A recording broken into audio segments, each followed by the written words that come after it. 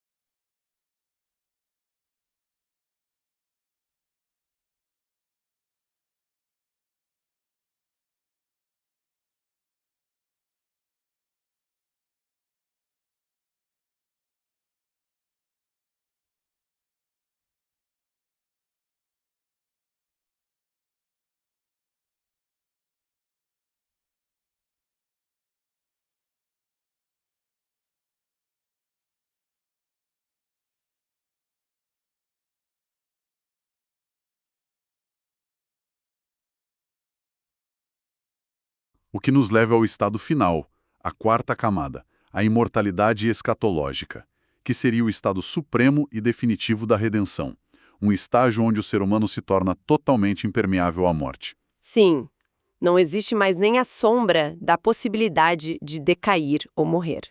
Lendo toda essa categorização, me veio uma imagem bem nítida. É como se a imortalidade fosse um edifício imenso de vários andares. Gostei dessa analogia. Nós humanos, pela nossa própria natureza espiritual, temos acesso automático ao andar térreo, que é essa segunda camada da existência contínua. Nós simplesmente continuamos existindo após o fim do corpo. Exato. Mas a fechadura para a cobertura, que representa a imortalidade absoluta, requer uma chave exclusiva que só o Criador possui. Agora, uma coisa me intriga profundamente nisso tudo. Como a humanidade conseguiu deduzir que existe esse andar térreo? Como assim? Vemos culturas milenares que nunca tiveram contato com o texto bíblico defendendo ferozmente essa ideia de que a alma continua existindo. Assim, o que é fascinante aqui é que a religião natural e a filosofia clássica já operavam como detetives investigando essa sobrevivência da alma muito antes das escrituras se espalharem. É o que chamam de revelação geral, não é? Isso mesmo. Berkhoff essencialmente nos convida a entrar no tribunal da razão humana e da história. Ele argumenta que a crença na vida após a morte não é um delírio coletivo ou uma invenção para controlar massas. Ela atua quase como um instinto básico, né? Tão natural quanto a fome ou a sede. E nesse tribunal da razão há um ponto que o texto chama de argumento moral, que para mim é o mais visceral de todos. O argumento moral é fortíssimo. Berkhoff toca numa ferida aberta. A justiça simplesmente não é satisfeita nesta vida terrena. Todos nós sabemos disso de forma muito intuitiva.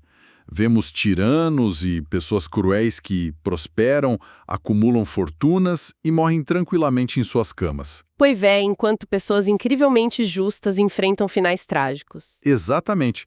A sensação que dá é que a vida é um imenso livro contábil que fecha no vermelho. As contas não batem. A balança está quebrada. A imortalidade, sob essa ótica, seria a auditoria final do universo. Com certeza. Essa imagem do livro contábil no vermelho ilustra perfeitamente o desespero humano diante de um mundo sem eternidade. A nossa consciência, esse tribunal interno que todos carregam, atesta a existência de um governador moral no universo. E se ele é justo, exige uma retificação. Uhum. E se essa retificação não acontece aqui, a lógica pura demanda um estado futuro onde as contas sejam finalmente ajustadas. Mas o argumento moral é apenas uma das pressas. Berkhoff detalha também o argumento histórico. O famoso consensus gentium, o consenso das nações. Isso. Independentemente do grau de desenvolvimento ou da geografia, a crença na sobrevivência da alma aparece em praticamente toda a civilização. Quando uma ideia é tão ineradicável, ela aponta para uma constituição intrínseca da natureza humana. É como se fôssemos programados de fábrica para esperar por isso. E além do consenso dos povos, há a tentativa de provar isso usando a metafísica. O texto cita a tradição de Platão. A lógica platônica é belíssima. Sim, a morte biológica nada mais é do que a decomposição da matéria em suas partes menores. O corpo apodrece porque é feito de células, tecidos, que se separam. Mas a alma é definida como uma entidade espiritual pura. Ou seja, ela não é feita de matéria. Logo, não possui partes. A lógica é implacável. Se algo não tem engrenagens, não pode ser desmontado. A destruição do invólucro físico não tem a capacidade mecânica de estilhaçar algo que é imaterial. É uma dedução brilhante. E para completar esse painel lógico, temos o argumento teológico, que foca na desproporção entre as capacidades humanas e a brevidade da vida. Esse é de explodir a cabeça. Demais, né? Se a gente pensar na arquitetura da mente humana, nós nascemos com aspirações infinitas. Desejos artísticos profundos, a capacidade de contemplar o cosmos. Compreender matemáticas complexas. Sim. No entanto, a esmagadora maioria morre mal tendo arranhado a superfície do próprio potencial. Berkhoff argumenta que um criador inteligente não daria capacidades tão vastas para falharem miseravelmente na poeira de poucos anos de vida. O futuro pós-morte é o único terreno onde essas sementes podem florescer. A disparidade entre o que podemos sonhar e o tempo que temos para realizar é gritante. O animal parece perfeitamente satisfeito comendo e dormindo. Mas o ser humano morre com sinfonias inteiras não compostas dentro da cabeça. Tudo isso soa incrivelmente lógico e poético, mas o próprio Berkhoff é intelectualmente honesto o suficiente para fazer uma ressalva vital aqui, certo? Sim, ele é muito cauteloso. Ele afirma que, por mais robustos que sejam, todos esses argumentos filosóficos não formam uma prova matemática irrefutável. Eles não obrigam ninguém a crer. A filosofia aponta para a porta, mas é a revelação especial que tem a chave. E o texto transita de forma muito elegante da dedução filosófica para a base das escrituras. É o momento em que a investigação ganha contornos de certeza. Ele analisa como o Antigo e o Novo Testamento sustentam essa intuição humana. Mas aqui eu preciso fazer o papel do advogado do diabo e trazer um questionamento forte. Muitos críticos, e até teólogos, afirmam categoricamente que o Velho Testamento é completamente mudo sobre a imortalidade da alma. Como Berkhoff responde a uma acusação tão direta? Ele desarma essa crítica introduzindo a lente da revelação progressiva. É inegável que a luz da imortalidade brilha muito mais forte no Novo Testamento. Mas dizer que o Antigo Testamento é um deserto árido sobre o tema é uma leitura superficial. Então a revelação funciona como o nascer do sol. Exato. Começa com feixes de luz discretos e vai clareando até o meio-dia. A evidência mais fundamental que ele extrai é a própria natureza da aliança que os israelitas tinham com um Deus vivo. A ideia de que a comunhão com o divino não faria sentido se tivesse um prazo de validade curto. Uhum. A alegria e a paz com Deus eram o centro da vida de Israel. Seria absurdo que um povo se entregasse tão profundamente se no fundo acreditassem que toda essa comunhão sublime seria aniquilada após uns poucos anos. A esperança seria inútil se a morte fosse um buraco negro sem volta. Isso ressoa de forma muito curiosa com a doutrina do Sheol. Sim, o Sheol é bastante proeminente no Antigo Testamento. É descrito como o submundo para onde os mortos descem. E mesmo não sendo pintado como um paraíso estruturado, é inquestionavelmente um estado de existência consciente. As pessoas que descem lá não deixam de existir, apenas mudam de estado. com certeza. Mas sabe qual evidência me chama mais atenção? Qual? O uso das leis contra a necromancia. Livros como Levítico trazem proibições severas sob pena de morte, contra consultar os espíritos dos mortos. É um ponto genial. Não se cria uma legislação rigorosa de Estado para proibir algo que o povo considera uma lenda. Exatamente. Proibir a interação pressupõe que o imaginário coletivo acreditava que as almas sobreviviam e estavam acessíveis. A proibição é a prova cabal da crença. Se fosse aniquilação, a lei seria sobre charlatanismo. Faz todo sentido. E coroando as evidências antigas, temos o momento em que o próprio Jesus Cristo debate com os saduceus, o grupo que negava a ressurreição. Esse debate é o golpe de mestre. Cristo usa a Torá, citando Deus dizendo: "Eu sou o Deus de Abraão, de Isaque e de Jacó." O verbo está no presente milênios depois deles morrerem. Deus não é Deus de cadáveres aniquilados. E ele é Deus de vivos. E essa luz progressiva atinge o seu ápice no Novo Testamento, trazendo a promessa colossal da ressurreição física. Então, o que tudo isso significa?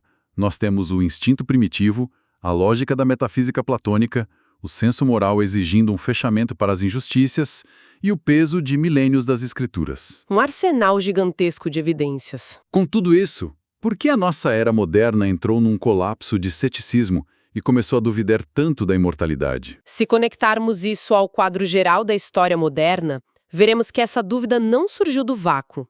Berkhoff aponta que o declínio da fé na imortalidade foi um efeito colateral do materialismo filosófico. Especialmente atrelado a uma nova psicologia puramente fisiológica, né? Isso. A ciência moderna tentou reduzir o mistério da mente a meros processos químicos. A alma deixou de ser o mestre do corpo e passou a ser encarada como um subproduto da matéria. E é aí que nós voltamos àquela imagem agressiva da nossa abertura. O argumento materialista de que o cérebro produz o pensamento como o fígado produz a bile. Se o órgão pifa, a consciência evapora. É uma frieza mecânica aterrorizante. E o texto destaca que o ser humano não suporta esse vazio. A natureza grita contra a aniquilação. Então, os pensadores que abraçaram o materialismo começaram a criar prêmios de consolação. Substitutos para aplacar essa fome por eternidade. Sim, falsos substitutos modernos. Ele lista 3. O primeiro é a imortalidade racial. O indivíduo tenta se convencer de que a sua genética e os seus descendentes continuarão marchando pela história.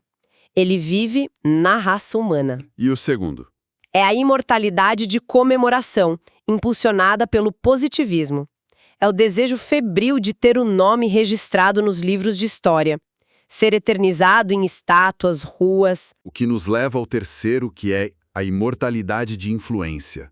A esperança de deixar uma marca tão profunda na cultura que o mundo continuará sendo moldado por você. Como um Shakespeare ou um Aristóteles. Mas Berkhoff é implacável com esses conceitos. Eles os chama de pobres substitutos, não é? E friamente falando, eles são uma piada de mau gosto frente ao desejo humano.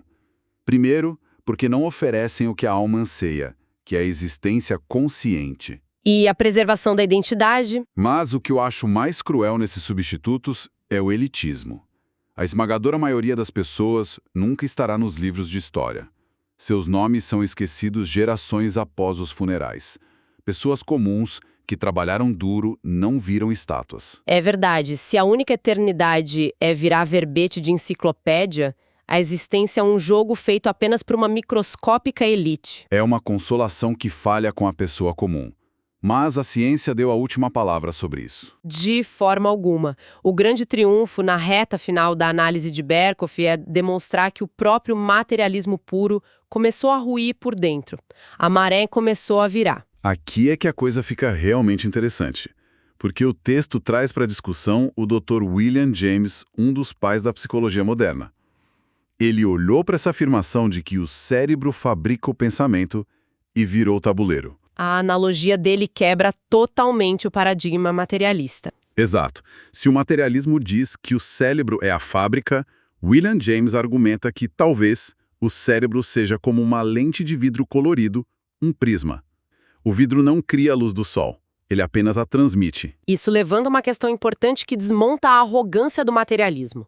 William James pega a mesmíssima fórmula empírica de que o pensamento está atrelado ao cérebro e aponta que a ciência presumiu, sem provas, que a função do cérebro era produtiva. Quando, na verdade, pode ser transmissiva. Sim, uma função permissiva.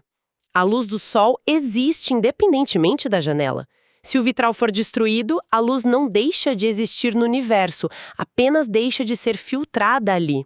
O cérebro seria apenas o radar deslimitante sintonizando a frequência da alma. É como um rádio.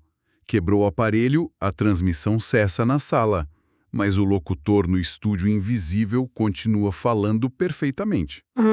É uma imagem muito libertadora, porque prova que mesmo com regras rígidas de observação científica, é racional acreditar na imortalidade.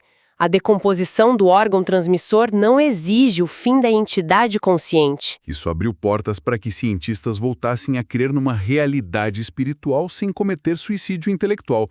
E é fundamental trazermos tudo isso para quem nos ouve agora. Com certeza, não é só teoria. Entender essas perspectivas não é um mero passatempo acadêmico. Isso transforma de maneira radical o modo como lidamos com os escombros da vida real. Entender a eternidade muda como processamos o luto de perder quem amamos. Muda a forma como encaramos as injustiças sistêmicas, né? Exatamente. E traz paz diante dos talentos não realizados. Se a existência não é um livro contábil que encerra no vermelho, todo o nosso sofrimento ganha um horizonte novo. Ganha um propósito real. E para amarrar nossa conversa de hoje, eu deixo um pensamento provocativo. Se o nosso desejo inato por justiça e a frustração com talentos não realizados apontam para uma vida futura, o que isso revela sobre a obsessão moderna em deixar um legado nas redes sociais? Nossa, é uma reflexão em tanto. Seria todo esse ruído de buscar curtidas e tentar não ser esquecido na internet apenas o grito desesperado da nossa alma, provando que nascemos para a eternidade, mas estamos procurando no lugar errado? É algo para levarmos ao longo dos dias. É um excelente ponto para se pensar. E, para quem deseja continuar acompanhando essa exploração teológica, eu informo que teremos um novo episódio focado neste mesmo livro. Vamos continuar desbravando a teologia sistemática. Foi uma discussão fascinante. Sem dúvida. Que Deus abençoe todos os ouvintes.